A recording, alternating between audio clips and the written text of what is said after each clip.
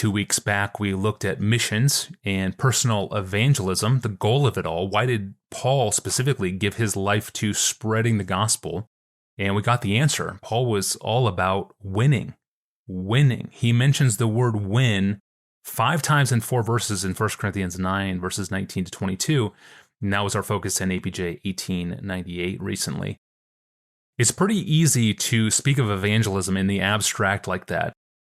And it's far more challenging to actually do evangelism. So today I want to encourage you with a story. This is the story of one man's attempt to win another man to Christ. A story of 2 neighbors. And it's a story that will challenge us to consider the all-important question behind all of our evangelism. What is Jesus worth to me? Your answer to that question becomes your shareable testimony. It's what you offer others as you seek to win them to Christ. When it comes to personal evangelism, I'm encouraged by gritty and honest stories of doubt and hesitation and overcoming fears. And that's what we get today, the story of one man, Pastor John, seeking to win his next-door neighbor to Christ, a man named Alan, in a very rare extended story told by Pastor John back in 1982, over 40 years ago. Here it is.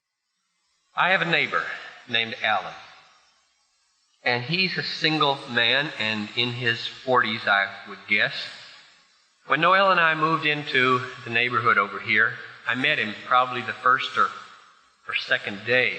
And in that conversation, I asked if he went to church anywhere. He said, no. And my response to that was, well, you're sure welcome to come to Bethlehem anytime. He knew I was the pastor there. I told him that. And I dropped it. Now, the reason I dropped it there, I assume when somebody says they don't go to church anywhere that they probably don't know Christ, because Christ moves his people into fellowship.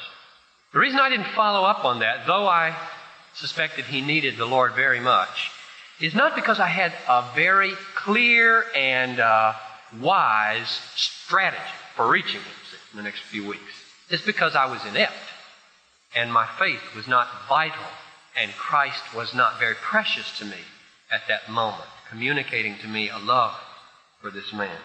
Now, a year goes by. During the year, from the summer of 80 to the summer of 81, I saw him, I don't know how many times, but never in any extended conversation, just passing along the way. Hi, Alan. Hi, John. And that was it, pretty much, even though he lives right next door. And during the year, I could hardly ever go to prayer without him coming to mind. I would go to God feeling low sometimes and say, God, I want power. I want blessing on my life. Is there anything standing between me and you? Is there... Al. Every time. I felt so guilty. And what happened was that I began to pray very fervently. And I asked the Lord to give me courage, most of all love, that I'd be authentic, really care, so that when I spoke it was real. And then the Lord began very patiently to move me step by step. Here was step number 1. He caused me in the spring to start carrying this little booklet around, Becoming a Christian by John Stott. I'd carry it in this pocket right here every day. And I vowed to the Lord, next time I see Alan, and I'm going to talk to him about his faith. I'm going to tell him, Alan, I care about you, and this book has been a help to me, and maybe you could read it, and we could talk about it. That was my tactic. Lord laid that on my heart. Okay. Summer, all the way through, up to July, end of July, and it's time to go on vacation. Never seen him. Hadn't seen him for 3 months. I carrying this thing the whole time. It's all shabby. I got a new one out and put it in my pocket. Then, I think it was about the day before vacation, just before August, I had to get some grading done on the side of the house. And I had to get his permission because it was going to go over into his yard, I thought. And told him about the grading. That okay? Oh, sure. Alan, I said, you remember last time we talked, you said you didn't go to church anywhere, and I assume that means you don't have much interest in Jesus either. And you probably know that I count him as my Lord, And I'm really concerned when people don't care about Jesus. And I've been carrying this book around for 3 months in hopes to give it to you so that maybe we could talk about what it means to trust Christ. Would you mind reading it? Sure, I'll read it. He was going to the Boundary Waters the next day. He took it, very courteous, thanked me for it. And it was the last I saw of him till Christmas. But I'm getting ahead of myself. After that, I was in constant prayer about how I should follow up on this. So you just can't. If you really care about somebody, you don't stick them with literature and run away. What do I do next, Lord? What's the next move? One Monday morning in the fall, I was praying back here in my study, and I couldn't get off my knees until I made a vow to the Lord. And what I vowed was, I'll call him tonight.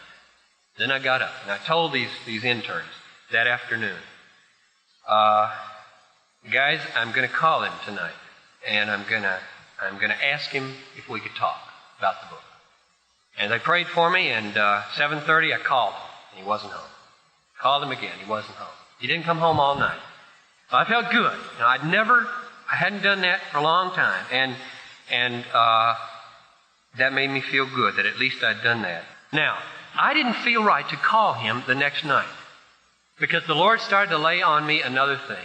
Forget the phone. Let's have a face-to-face. Go. Jesus went. Go. Quit this intermediate stuff and go if you care.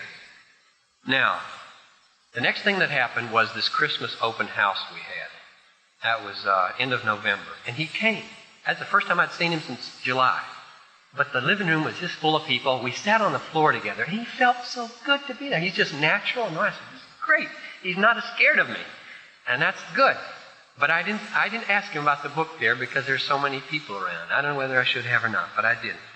And he left. And I felt good that he had felt free to come. And I felt like now I know he's not afraid of me, and so we can be natural with each other. And then I did something that I recommend to everybody. Monday, December 14th, I took a retreat day. For 5 hours, I prayed and read the Bible. And the Lord laid on me a great burden for last week's sermon and this week's sermon. And I suspected very strongly I couldn't preach it if I didn't follow through without it. That's pressure for a preacher. The fruitlessness of our witness at Bethlehem really weighed on me. And I knew the problem was as much with me as with any of you. And therefore, as a leader and a pastor, I knew some changes had to be made in me. Sure, I witness every Sunday from this pulpit. And you may think, oh, Piper, he's so fortunate he can just declare the word all the time and feel great. And I talk to people about the Lord in my study every time they come there. I hardly let anybody get out without the gospel. That's easy. But when it comes to going to the people in the world where they are, like Jesus did, I am as hesitant as any of you. So don't think any differently. We're all in it together. I knew something had to give in me. Something had to snap. Some long ingrained fears had to be overcome if I was going to be any authentic minister. If I was going to keep going as pastor, I said to myself, I have to quit denying the gospel through silence. If I'm going to stand in this pulpit and say to you, love your neighbor, love your neighbor, love your neighbor, I had to quit contradicting that command by my own neglect. So, December 23rd rolled around. Early before breakfast, I was praying downstairs. And the Lord did something He hasn't done forever, in one sense, to me. I was wrestling, wanting the resolve, yet not wanting the resolve, to get up off my knees and go. And the Lord would not let me up until I vowed to do it. That night. Now, besides 18 months of prayer and faltering and little baby steps, the thing that brought me to that point was this question: how much is Jesus worth? And I took one of these big yellow sheets of paper and I laid it beside me on the couch where I was kneeling. And I wrote for myself, how much is Jesus worth, at the top of the page. And then here's what I wrote in answer. Jesus, I would rather have you as my Savior and leader than keep my health, have my sons and wife, or preserve my own life. You are more valuable to me than all I own, all the friendships I cherish, all the pastimes I enjoy, and all my plans for the future. And then I wrote, why? Why is he so valuable? And I wrote 3 answers. First, Jesus, I could have no peace with God without you. My conscience declares to me there is a God and I am an accountable sinner. And without your death on the cross, Jesus, I would live daily in the misery of guilt. Second, Jesus, without you, my life would be like a ship without a rudder in a sea of time with no destination at all. I want meaning and significance to my life. And I know if the Bible's true, only you can give that meaning because you give meaning to the whole universe. And then third, I wrote, without you, Jesus, eternity and death would be fearsome to me. But God sent you into the world so loving me that if I just believe on you, I need not perish, but have eternal life. And I put a text with each one of those reasons for why he is so valuable to me. And I jumped up off the floor and I said, I'm going to read that to Alan McCook today. And I went over and typed it on a piece of paper so I could give it to him. I haven't typed for years. I typed on a piece of paper so I could give it to him. Before I left the room, I asked the Lord for a promise. I need a promise, Lord, because I'm going to chicken out today. I'm going to chicken out if you don't give me a promise. And you know what he gave me? Chariots of Fire, the movie. And the text, he who honors me, I will honor. Comes from 1 Samuel 2:30. And I looked up another one. If anyone serves me, Jesus said, the Father will honor him. And I just paraphrased that for myself. I said, okay, if that's true, then it means he who aims in love to testify of my value, I will honor. And the Lord opened my eyes to see there is nothing in the world more valuable than to be honored by God. And I fought the battle all day with that text. And it was great. At noontime, I went to Logos bookstore and bought a New Testament and Mere Christianity by C.S. Lewis. And I wrote a message of hope and a prayer in each one of those. And I wrapped them up as a Christmas present.